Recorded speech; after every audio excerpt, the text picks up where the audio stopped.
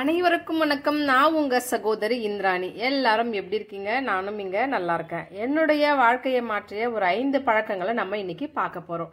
அப்படியே நம்ம டெய்லி ரொட்டீனா ஒரு டிஃபன் ஐட்டம் அதெல்லாம் பண்ணி முன்னாடியே பிளான் பண்ணி வச்சிருப்போம்.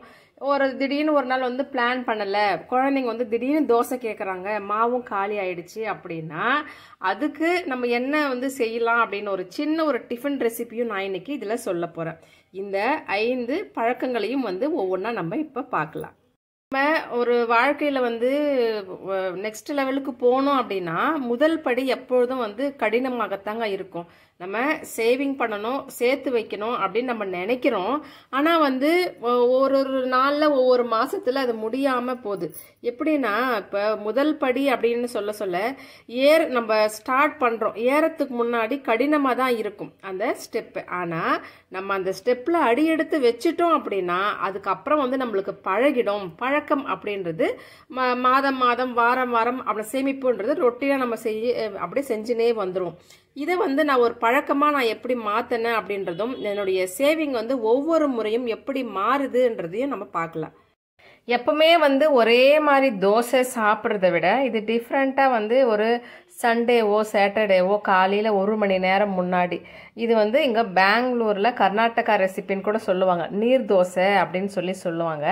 அந்த ரெசிபி தான் நான் உங்களுக்கு இன்றைக்கி காமிக்க போகிறேன். டிப்போவில் போடுற பச்சரிசி அது 1 டம்ளர் அளவுக்கு எடுத்துக்கோங்க.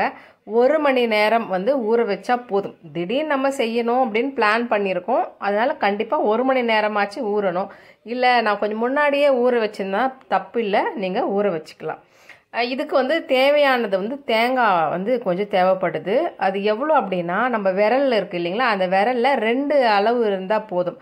இங்கே காமிச்சிருக்க பாருங்கள், அவ்வளோ அளவு தான் நான் நோண்டி போட்டிருக்கேன். இந்த டம்ளரில் 1 டம்ளர் ஃபுல்லாக நான் பச்சரிசி ஊற வச்சுருக்கேன்.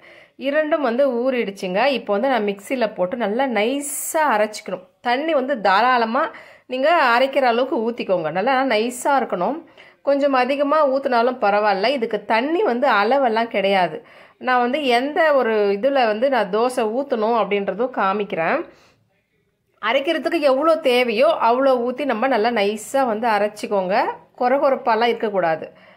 ஒன்று அதனுடைய டிப்பு நைஸாக இருக்கணும்.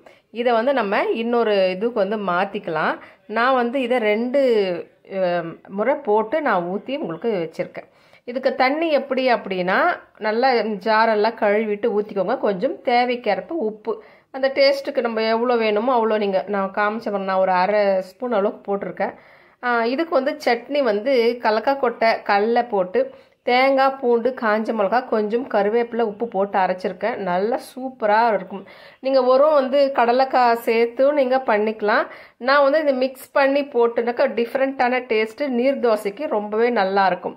இங்கே தோசை அப்படின்ட்டு நம்ம ஊருங்களில் செய்வோம் இல்லைங்களா, மாவு உளுத்தம்பருப்பு அதெல்லாம் ஊற வச்சு அதெல்லாம் இங்கே கம்மி தான். இந்த மாதிரி நீர் தோசை அப்படின்னு ஹோட்டலுங்களெல்லாம் நிறைய கொடுக்குறாங்க. இந்த ரெசிபி உங்களுக்கு நான் இப்போ காமிக்கலாம் அப்படின்னு சொல்லிட்டு தான். இந்த சட்னி தாளிப்பு கொடுத்துட்டிங்கன்னா ரொம்ப நல்லாயிருக்கும். நல்ல தவா நான்ஸ்டிக் தவா இருந்தால் இன்னும் நல்லது. இல்லை உங்ககிட்ட இரும்பு தவா இருக்கா, அதுலேயும் நீங்கள் தோசை தவாவில் தான் ஊற்றுனா தான் அது க்ளீனாக வரும். சப்பாத்தி சுடுற தவாவில் ஊற்றுறேன்னா ஊற்றாதீங்க. தோசை சுடுற தவாவில் கொஞ்சமாக நீங்கள் எண்ணெய் தேய்ச்சிட்டு ஊற்றுங்க. இதுக்கு மேலே எண்ணெய்லாம் எதுவுமே ஊற்றலை. அப்படியே நம்ம பரவலாக அப்படியே ஊற்றி விட்டுறோம். மூடியெல்லாம் வைக்க தேவையில்லை. அப்படியே மூடி எடுத்துக்கலாம். சூப்பரான ஒரு நீர் தோசை சட்னி ரெடி. இது அப்படின்னா லாங் டேர்ம் சேவிங்ஸ் அப்படின்னு சொல்லிட்டு நம்ம இதை பண்ண போகிறோம். என்ன அப்படின்னா என்னுடைய வாழ்க்கையை மாற்றதுக்கான ஃபர்ஸ்ட் நான் எப்படியெல்லாம் சேவிங் பண்ணேன் அப்படின்றத நம்ம இன்னைக்கு பார்க்கறது. அதில் இந்த லாங் டேர்ம் சேவிங்கில் வீடு, திருமணம், படிப்புன்ற சொல்ல நம்ம காலேஜ் குழந்தைங்க ஃபியூச்சரில் நம்ம ஈஸியாக கட்டணும் அப்படின்னா அதுக்காக தனியாக பேங்க்கில் போட்டு வைக்கிறது, திருமணத்திற்காக சேர்க்கறது, வீடு கட்டுறதுக்காக சேவிங் பண்ணுறது, இதெல்லாம் லாங் டேர்ம் சேவிங்ஸ் அப்படின்னு சொல்லி பேங்க்கில் நீங்கள் தனியாக மாதம் மாதம் எடுத்து வைக்கிறது. இது ஒரு பிளானும் இருக்குது. இரண்டாவது வந்து நம்ம ஹாப்பிக்காக சேவிங் பண்ணுறதுங்க. அது எப்படின்னா ஷாப்பிங்கு, அப்புறம் எங்கன்னா டூர் போகிறது, டெம்பிள் போகிறது, அந்த மாதிரி நம்மளுடைய வருமானம் எவ்வளவோ அதுக்கு வந்து தனித்தனியாக பிரிக்கிறது அப்படின்றத முதல்ல இருக்குது.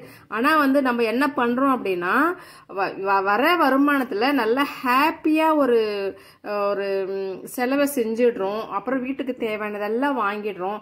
ஃப்யூச்சரில் அப்படின்னு இதுக்கெல்லாம் வந்து கஷ்டப்படுற நிலைமை வருது. அது வராமல் இருக்கணும்னா வர தொகையை தனித்தனியாக பிரித்து எடுத்து வைக்கிறது தான் வந்து நம்மளுடைய புத்திசாலித்தனம் அப்படின்னு சொல்லுவேன். இந்த ஷார்ட் டேர்ம் சேவிங்கில் என்னெல்லாம் வரும் அப்படின்னா, கார் வாங்குறதுக்காக நம்ம சேவ் பண்ணி வைப்பாங்க ஒரு சிலர். இல்லை எங்கள் பைக்குக்காக நான் தனியாக போடுறேன், இஎம்ஐ போட்டு வாங்குறேன்றது கூட அது கூட அப்படியே செய்யலாம். இல்லை வீட்டிற்கு தேவையான பொருட்கள் வாங்குறது அப்படின்னு சொல்லிட்டு என்னை பொறுத்த இருக்கும் இந்த இஎம்ஐ அப்படின்றது என்னுடைய லைஃப்பில் நான் பண்ணதில்லை. என் கையில் எவ்வளோ இருக்கோ அதை சேர்த்து வாங்குற பழக்கம் மட்டும்தான் எனக்கு இருந்திருக்கு. அதனால நம்மளுக்கு தேவையானது மட்டும் வாங்குறதுனால நம்மளுக்கு அதிகமான பணம் சேவ் பண்ண முடியும்.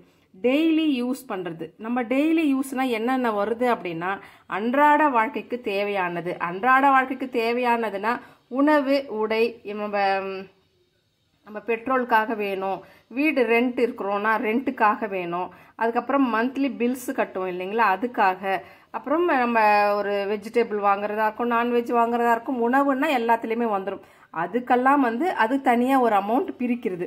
அதுக்கப்புறம் கடைசி கால சேவிங் அப்படின்னு இருக்குது. இதுதான் வந்து நான் முக்கியம் அப்படின்னு சொல்லுவேன். ஏன்னா இப்போ குழந்தைங்கள வளர்க்குறதுக்கும் அப்புறம் நம்ம என்ன பண்ணுறோம் அப்படின்னா வெளியே போகிறதுக்கு, சாப்பிட்றதுக்கு, அதுக்கு இதுக்கு ஃப்யூச்சருக்காக எல்லாம் சேர்த்து வைக்கிறோம். ஆனால் வந்து கடைசி காலத்துக்கு அப்படின்னு சொல்லி நம்ம ஏதாச்சும் ஒரு சின்ன சின்ன அமௌண்ட் எடுத்து வைக்கிறது அப்படின்றது ஒரு புத்திசாலித்தனம். இது நான் என்ன பண்ணேன் அப்படின்னா போஸ்ட் ஆஃபீஸில் வந்து போடுறதுக்காக ஒரு வாரம் ஒரு 500 இல்லை மாதம் ஒரு 1000 அப்படியாச்சும் எதுனா போட்டு வைக்கலாம். இல்லைன்னா பேங்க்கில் என்ன பண்ணலாம் அப்படின்னா நம்ம குறைஞ்ச ஒரு தொகையாக கூட எனக்காக கடைசி காலத்துக்காக ஒரு ஹாஸ்பிட்டலுக்காக கூட நினச்சி கூட நீங்கள் சேர்த்து வைக்கலாம். அதுக்கப்புறம் வந்து மாதம் ஒரு அமௌண்ட் அப்படின்றது எடுத்து வைக்கிறது அப்படின்றது புத்திசாலித்தனம். இந்த மாதம் எவ்வளவோ நம்ம செலவு செய்கிறோம், ஆனால் வந்து அதை பார்த்து ஃப்யூச்சருக்காக எடுத்து வைக்கிறது அப்படின்றது ஒரு சின்ன ஒரு புத்திசாலித்தனம் தான். அதை இப்போ நம்ம சின்னதாக தெரியும், ஃப்யூச்சரில் நம்ம நினச்சி பாருங்கள் கொஞ்சம் எப்படி இருக்கும்னு சொல்லிட்டு அது அப்போ அந்த விஷயத்தில் நம்ம ஏதாவது கொஞ்சம் எடுத்து வச்சிருக்கலாம் அப்படின்னு நீங்கள் யோசிப்பீங்க. இதுக்கப்புறமா வந்து புதுசாக நான் என்ன சொல்லாமல் இருக்கேன் அப்படின்னா, என்னடா இவங்க எப்பவுமே கோல்டை பற்றி பேசுவாங்க, இன்னைக்கு பேசவே இல்லையே அப்படின்னு நினைக்காதீங்க.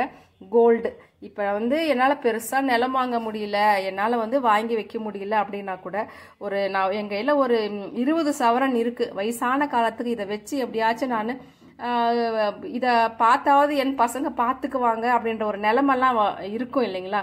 ஏன்னா ஃப்யூச்சர் நினைக்க சொல்ல பயமாகவே இருக்கும் ஒரு சில டைமில். தங்கம் அப்படின்றது வாங்கி வைக்கிறதுனாலையும் வந்து அப்போ நம்மளுக்கு ஏதாவது உதவும் அப்படின்னு கூட என்னுடைய பிளானில் இதுவும் இருக்குது. இப்போ நம்ம இந்த நெக்ஸ்ட் லெவலுக்கு போகிறதுக்காக இந்த 5 டிப்ஸும் நான் வந்து யூஸ் பண்ணியிருந்தேன். நம்ம வந்து தொடர் முயற்சி, விடாமுயற்சியும் நம்மளுக்கு வெற்றியை தரும்.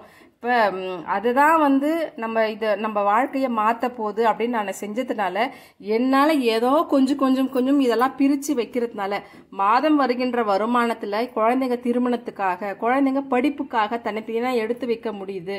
இப்போ வீட்டில் சும்மா இருக்கிற டைமில் ஏதாவது நம்ம ஒரு வேலை செஞ்சோம் அப்படின்னா அதில் இருக்கிற வருமானத்தை வச்சு நான் உணவுக்காக அதை நான் ரெடி பண்ணிட்டேன்னா மற்ற இருக்கிற பணத்தை வந்து இதுக்கெல்லாம் வந்து பிரித்து சேமிச்சிருவேன் அப்படின்ற நம்பிக்கையில் தான் இதை நான் பிரித்து சேமித்து இந்த ஒரு 5-6 வருஷமா இதெல்லாம் நான் பின்பற்றி வரேன். அதை உங்களுக்கும் அப்படியே சொல்லலாம் அப்படின்ட்டு தான். பிடிச்சிருக்கு லைக் பண்ணி சப்ஸ்கிரைப் பண்ணி வச்சுக்கோங்க.